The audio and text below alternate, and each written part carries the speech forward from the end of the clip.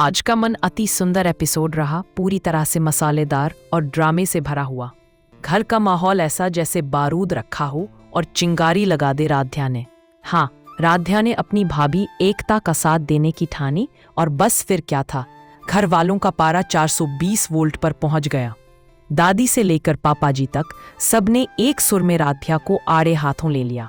असली ट्विस्ट तब आया जब वो डिग्रियां, जिन्हें एकता ने खुद कचरे में फेंक दिया था, अचानक फाइल में आकर सबके सामने पहुंच गई। घर में सबसे पहला सवाल यही उठा कि अगर एकता ने अपनी डिग्रियां फेंक दी थीं, तो वो फाइल में आई कैसे। सबकी नजरें घूमी राध्या पर। बेचारी राध्या ने मान भी लिया कि उसने ही एकता भाभी का सच सबके सामने लाने की कोशिश की थी। उसका मकसद साफ था, वो चाहती थी कि सबको पता चले कि एकता सिर्फ घर संभालने में ही नहीं, बल्कि पढ़ाई लिखाई और हुनर में भी किसी से कम नहीं है। मगर यही नेक नियत उसके गले का फंदा बन गई। अब बातें हैं दादी पर। दादी ने तो जैसे पूरी बहस का कमान अपने हाथ में ले लिया। उनकी सख्त आवाज गूंज उठी, हमारे घर की बहुएं बाहर काम नहीं करती।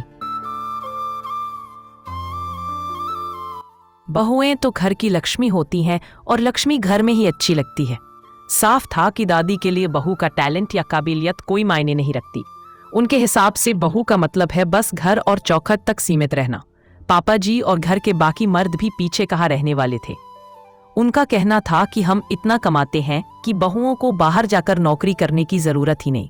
खाना अच्छा मिलता है, कपड़े अच्छे मिलते हैं, जेवर मिलते हैं, और क्या चाहिए। वाह जी वाह, मतलब बहुओं की खुशी, उनके सपने, उनकी पहचान, सब कुछ नीलाम कर दो जेवर और आराम के नाम पर। राधिया ने लाख समझाया कि उसका मकसद सिर्फ एकता भाभी का हौसला बढ़ाना था, पर घर वालों ने उसकी एक न सुनी।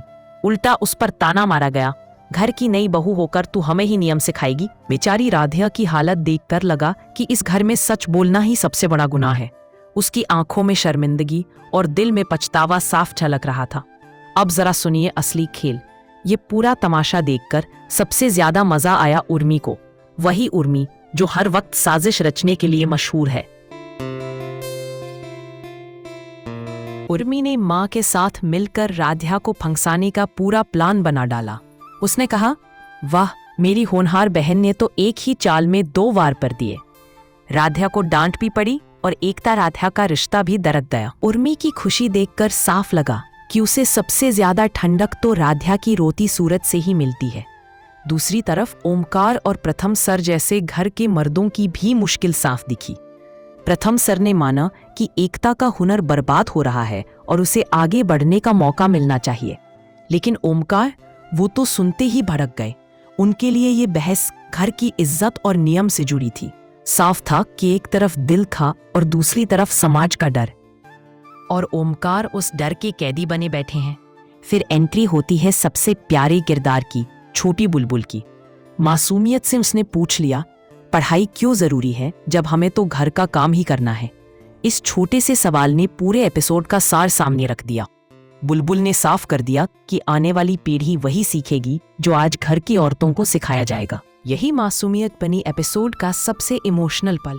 आखिर में घर का फैसला वही रहा, बहुएं बाहर काम नहीं करेंगी। एकता ने भी मजबूरी में चुप रहना स्वीकार कर लिया। राधिया की नेक नियत ने उसे ही कटघरे में खड़ा कर दिया। उर्मी की साजिश कायमाब होती दिखी और दादी पापा जी ने नियमों की दीवार और ऊंची कर दी। लेकिन दर्शकों के लिए बड़ा सवाल यही रहा, क्या घर की लक्ष्मी सिर्फ चूल्हे तक सीमित रहनी चाहिए या फिर उसे उड़ने का हक भी मिलना चाहिए। ये कहानी साफ दिखाती है कि सच बोलना आसान नहीं होता और औरत की पहचान की लड़ाई घर की दीवारों के भीतर ही सबसे कठिन जंग होती है।